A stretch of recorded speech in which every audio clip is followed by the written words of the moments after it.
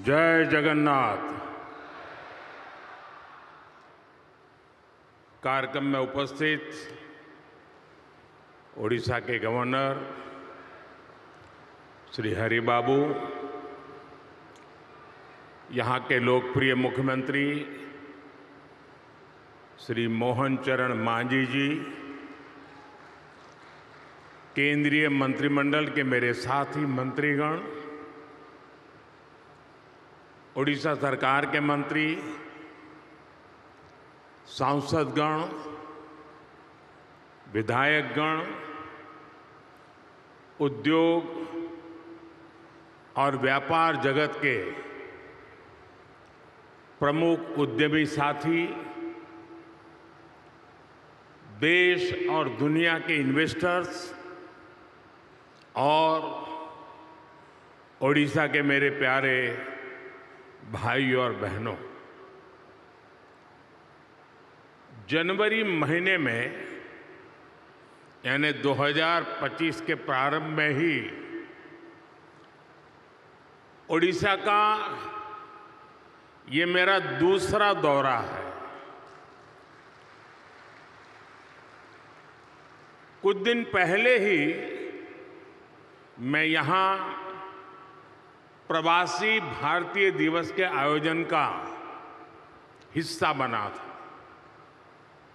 अब आज यहाँ उत्कर्ष ओडिशा कॉन्क्लेव में आपके बीच आया हूं। मुझे बताया गया है कि ये ओडिशा में अब तक की सबसे बड़ी बिजनेस समिट है।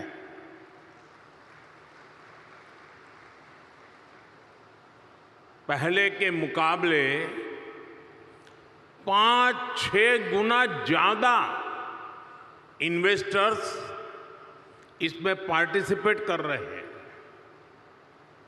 मैं ओडिशा के लोगों को, ओडिशा सरकार को इस शानदार आयोजन के लिए बहुत बहुत बधाई देता हूं। आप सभी का इस आयोजन में अभिनंदन करता हूं। साथियों, मैं पूर्वी भारत को देश के विकास का ग्रोथ इंजन मानता हूं और ओडिशा की इसमें एक बड़ी भूमिका है। इतिहास साक्षी है, जब ग्लोबल ग्रोथ में भारत की एक बड़ी हिस्सेदारी थी, तब पूर्वी भारत का अहम योगदान था। पूर्वी भारत में देश के बड़े इंडस्ट्रियल हब थे, पोर्ट्स थे, ट्रेड हब थे। ओडिशा की इसमें बड़ी हिस्सेदारी भी थी। ओडिशा साउथ ईस्ट एशिया में होने वाले ट्रेड का प्रमुख सेंटर हुआ करता था। यहां के प्राचीन पोर्ट्स एक प्रकार से भारत के गेटवे हुआ करते थे। आज भी ओडिशा में हर वर्ष बाली यात्रा मनाई जाती है। अभी इंडोनेशिया के राष्ट्रपति जी आए थे और वो तो यहां तक बोल गए कि शायद मेरे डीएनए में ओडिशा है।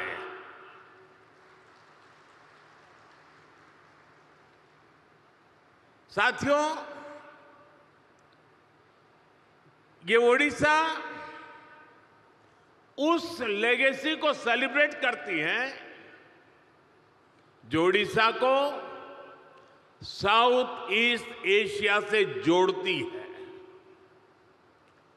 अब 21वीं सदी में ओडिशा अपनी उस गौरवशाली विरासत को फिर से रिवाइव करने में जुट गया है। हाल में ही सिंगापुर के प्रेसिडेंट ओडिशा होकर गए हैं। सिंगापुर ओडिशा के साथ संबंधों को लेकर बहुत ही उत्साहित है।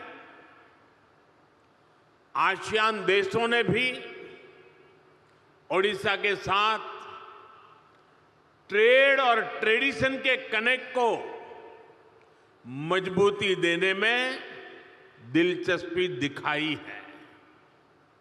आज इस क्षेत्र में संभावनाओं के इतने द्वार खुल रहे हैं जितने आजादी के बाद पहले कभी नहीं खुले। मैं यहां उपस्थित हर इन्वेस्टर्स का आह्वान करूंगा और हमारे मुख्यमंत्री जी ने जो बात कही मैं इसको दोहराना चाहूंगा। यही समय है, सही समय है। ओडिशा की इस विकास यात्रा में आपका निवेश आपको सफलता की नई बुलंदियों पर पहुंचाएगा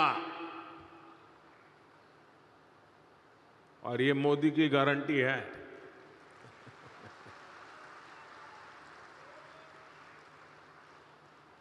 साथियों, आज भारत विकास के ऐसे पथ पर चल रहा है जिसको करोड़ों लोगों की एस्पिरेशंस ड्राइव कर रही है।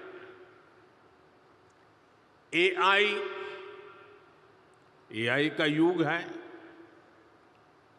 आर्टिफिशियल इंटेलिजेंस ही इसकी चर्चा है, लेकिन भारत के लिए तो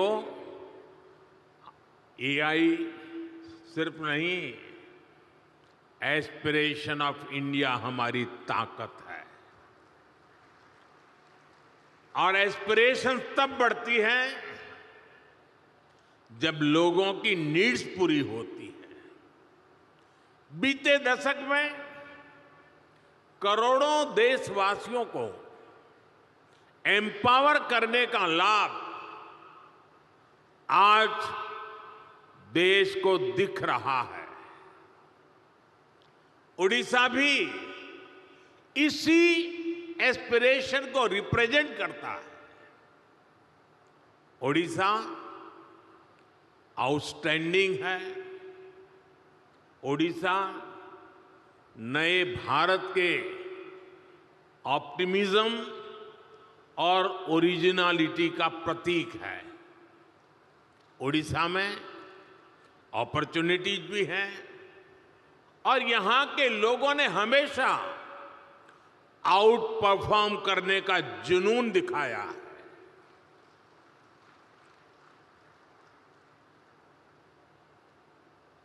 मैंने गुजरात में ओडिशा से आने वाले साथियों के कौशल, उनकी मेहनत, उनकी ईमानदारी को खुद अनुभव किया है। इसलिए आज जब ओडिशा में नए अवसर बन रहे हैं तो मेरा पक्का विश्वास है ओडिशा बहुत जल्द विकास की उस ऊंचाई पर पहुंचेगा जहां पहुंचने की किसी ने कल्पना तक नहीं की है। मुझे खुशी है कि मुख्यमंत्री मोहन चरण मांझी जी की पूरी टीम उड़ीसा के विकास को तेज गति देने में जुटी है। Food processing, petrochemical, port-lead development, fisheries, IT, edutech, textile, tourism, mining, green energy, ऐसी हर इंडस्ट्री में उड़ीसा भारत के लीडिंग राज्यों में से एक बन रहा है। साथियों, भारत आज बहुत तेज गति से दुनिया की तीसरी बड़ी इकोनॉमी बनने की तरफ आगे बढ़ रहा है। $5 ट्रिलियन इकोनॉमी का पड़ाव भी अब ज्यादा दूर नहीं है। बीते दशक में मैन्युफैक्चरिंग में भी भारत की ताकत सामने आने लगी है। अब भारत की इकोनॉमी के विस्तार है, वहां पर वैल्यू एडिशन हो, कोई नया प्रोडक्ट बने और फिर वो प्रोडक्ट भारत में वापस आए।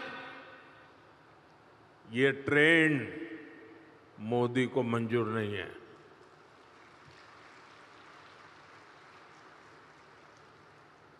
इस ट्रेंड को अब भारत बदल रहा है। यहां के समंदर से सी फूड निकले और फिर दुनिया के किसी दूसरे देश में वो प्रोसेस होकर बाजारों में पहुंचे, ये ट्रेंड भी भारत बदल रहा है। ओडिशा में जो रिसोर्सेज हैं, उससे जुड़ी इंडस्ट्रीज भी यहीं लगे। इस दिशा में हमारी सरकार काम कर रही है। आज का ये उत्कर्ष ओडिशा कॉन्क्लेव भी इसी विजन को साकार करने का एक माध्यम है। साथियों, आज दुनिया सस्टेनेबल लाइफस्टाइल की बात कर रही है, ग्रीन फ्यूचर की तरफ बढ़ रही है। आज ग्रीन जॉब की संभावनाएं भी बहुत बढ़ रही है। हमें समय की जरूरतों और डिमांड के हिसाब से खुद को बदलना है, उसके हिसाब से ढालना है। इसी सोच के साथ ही भारत ग्रीन फ्यूचर पर, ग्रीन टेक पर इतना फोकस कर रहा है। सोलर हो, विंड हो, हाइड्रो हो, ग्रीन हाइड्रोजन हो, ये विकसित भारत की एनर्जी सिक्योरिटी को पावर करने वाले हैं। इसके लिए उड़ीसा में बहुत सारी संभावनाएं हैं। आज देश में हमने राष्ट्रीय स्तर पर ग्रीन हाइड्रोजन मिशन और सोलर पावर मिशन शुरू किए हैं। उड़ीसा में भी रिन्यूएबल एनर्जी से जुड़ी इंडस्ट्री को प्रमोट करने के लिए बड़े पॉलिसी डिसीजंस हो रहे हैं। हाइड्रोजन एनर्जी के प्रोडक्शन के लिए भी यहां काफी सारे कदम उठाए जा रहे हैं। साथियों, ग्रीन एनर्जी के साथ साथ उड़ीसा में पेट्रो और पेट्रोकेमिकल सेक्टर के विस्तार के लिए भी इनिशिएटिव लिए जा रहे हैं। पारादीप और गोपालपुर में डेडिकेटेड इंडस्ट्रियल पार्क्स और इन्वेस्टमेंट रीजन्स बन रहे हैं। इस सेक्टर में भी इन्वेस्टमेंट के लिए बहुत अधिक संभावनाएं हैं। मैं उड़ीसा सरकार को बधाई दूंगा कि उड़ीसा के अलग अलग रीजन की संभावनाओं को देखते हुए वो तेजी से निर्णय ले रही है, नया इकोसिस्टम विकसित कर रही है। साथियों, 21वीं सदी के भारत के लिए ये दौर कनेक्टेड इंफ्रास्ट्रक्चर का है, मल्टी मॉडल कनेक्टिविटी का है। जिस स्केल पर, जिस स्पीड से भारत में आज स्पेशलाइज्ड इंफ्रास्ट्रक्चर का निर्माण हो रहा है, वो भारत को इन्वेस्टमेंट का शानदार डेस्टिनेशन बना रहा है। डेडिकेटेड फ्रेट कॉरिडोर से ईस्ट और वेस्ट की कोस्टलाइन को कनेक्ट किया जा रहा है। देश का एक बड़ा हिस्सा जो लैंडलॉक था, उसको भी अब समंदर तक तेज एक्सप्रेस से मिलने लगी है, तेज एक्सेस मिलने लगी है।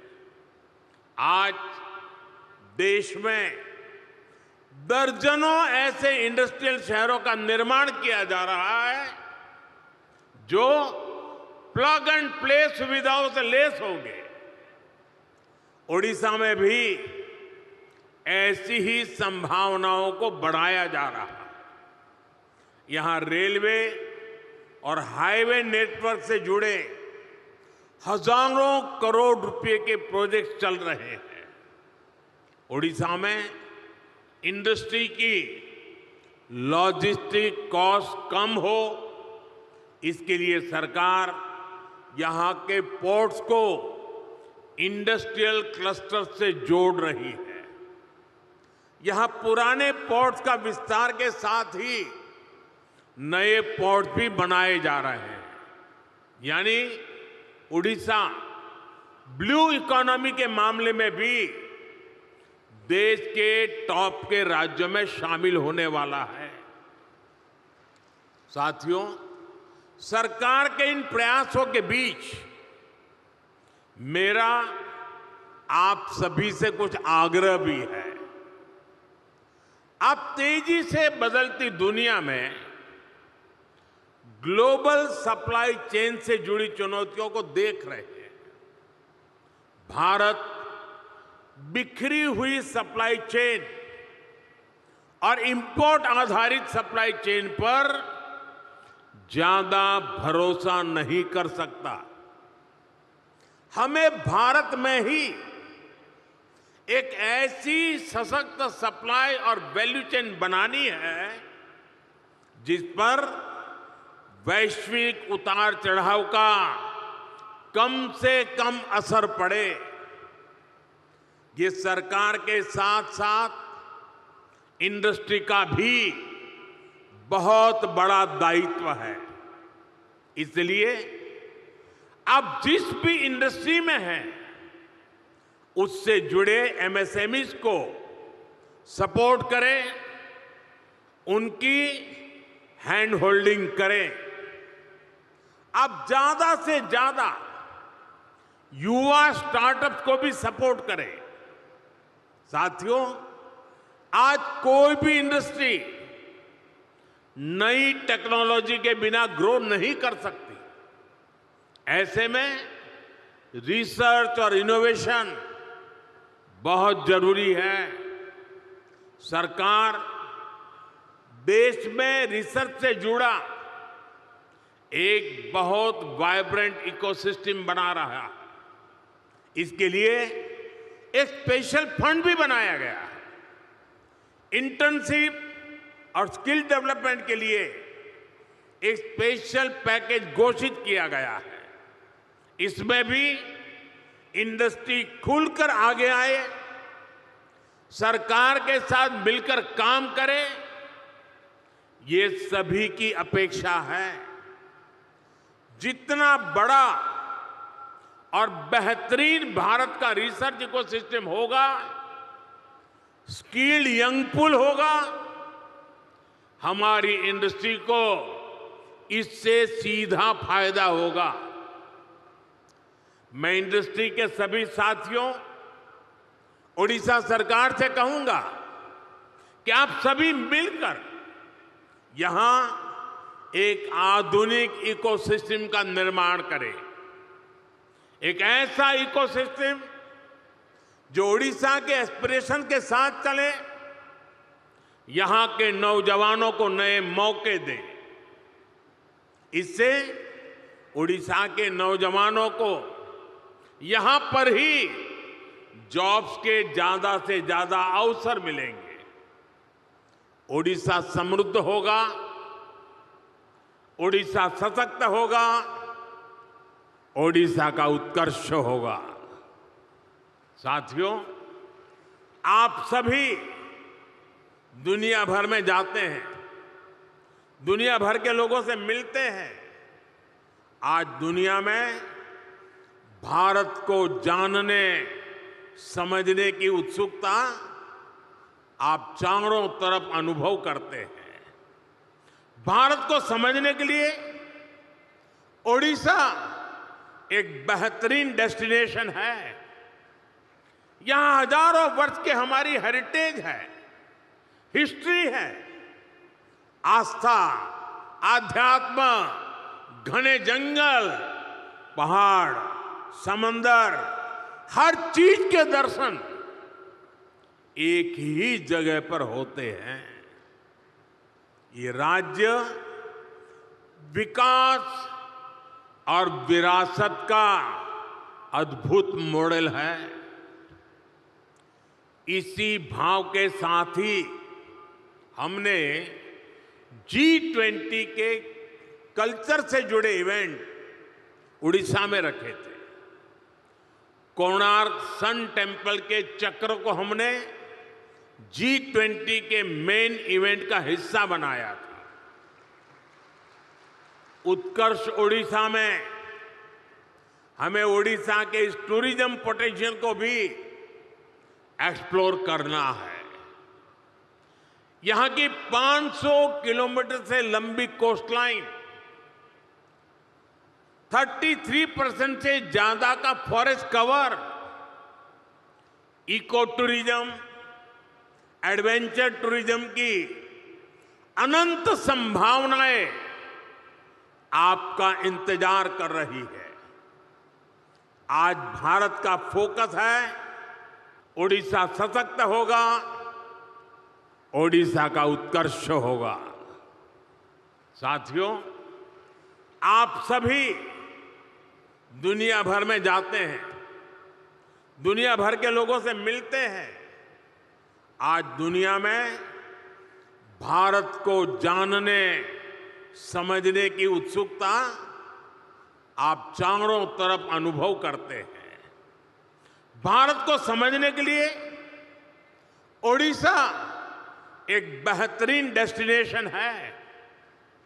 यहां हजारों वर्ष की हमारी हेरिटेज है, हिस्ट्री है। आस्था, आध्यात्म, घने जंगल, पहाड़, समंदर, हर चीज के दर्शन एक ही जगह पर होते हैं। ये राज्य विकास और विरासत का अद्भुत मॉडल है। इसी भाव के साथ ही हमने G20 के कल्चर से जुड़े इवेंट उड़ीसा में रखे थे। कोणार्क सन टेम्पल के चक्र को हमने G20 के मेन इवेंट का हिस्सा बनाया था। उत्कर्ष ओडिशा में हमें ओडिशा के इस टूरिज्म पोटेंशियल को भी एक्सप्लोर करना है। यहां की 500 किलोमीटर से लंबी कोस्टलाइन, 33% से ज्यादा का forest cover, eco tourism, adventure tourism की अनंत संभावनाएं आपका इंतजार कर रही है। आज भारत का फोकस है वेट इन इंडिया। आज भारत का मंत्र है हील इन इंडिया। और इसके लिए ओडिशा का नेचर, यहां की प्राकृतिक सुंदरता बहुत मददगार है। साथियों, आज भारत में कॉन्फ्रेंस टूरिज्म का भी बहुत पोटेंशियल बन रहा है। दिल्ली में भारत मंडपम और यशोभूमि जैसे वेन्यू, इसके बड़े सेंटर बन रहे हैं। भुवनेश्वर में भी बहुत बढ़िया कन्वेंशन सेंटर का लाभ मिल सकता है। इसी से जुड़ा एक और नया सेक्टर कंसर्ट इकोनॉमी का है।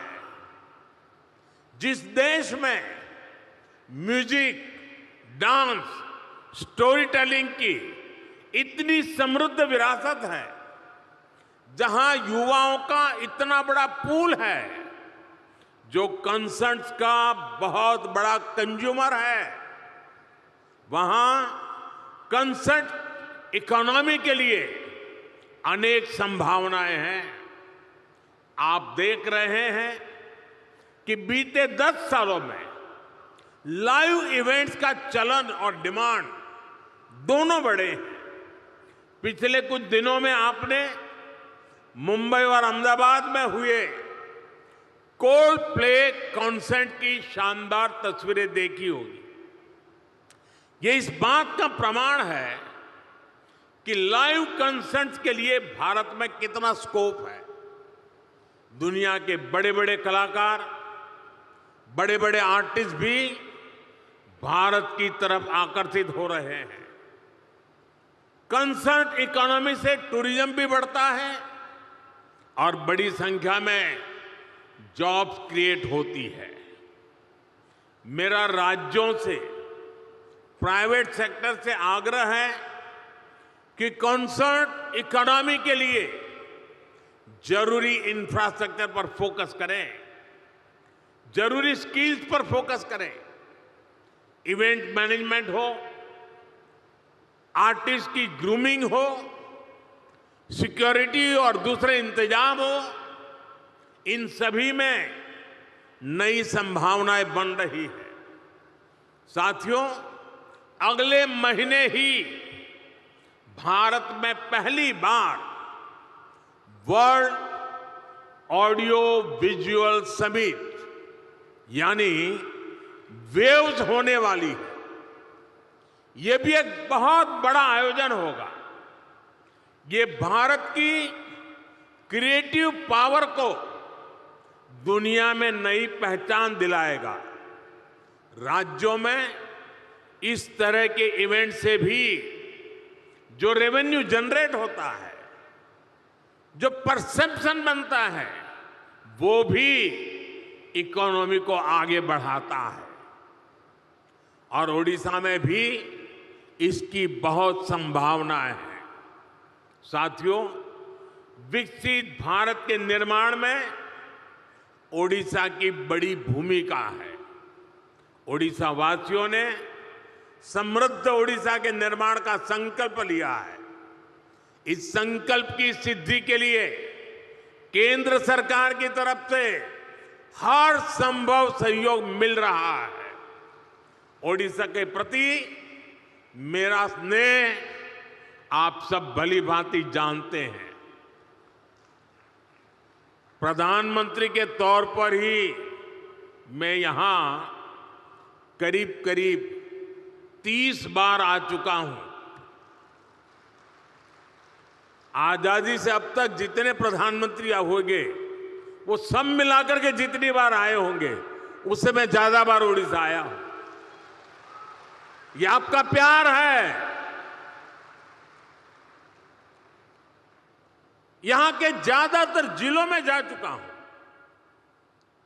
मुझे ओडिशा के सामर्थ्य पर भरोसा है, यहां के लोगों पर भरोसा है। मुझे विश्वास है कि आप सभी साथियों का इन्वेस्टमेंट आपके बिजनेस और ओडिशा के उत्कर्ष दोनों को नई ऊंचाई देगा। मैं फिर एक बार इस शानदार आयोजन के लिए पूरे उड़ीसा वासियों को, यहां की सरकार को बहुत बहुत बधाई देता हूं, धन्यवाद देता हूं। और जो महानुभाव उड़ीसा में संभावनाओं को तलाश रहे हैं, मैं उनको विश्वास दिलाता हूं, उड़ीसा सरकार और भारत सरकार पूरी ताकत से आपके साथ खड़ी है। फिर एक बार आप सबको बहुत बहुत शुभकामनाएं, बहुत बहुत धन्यवाद।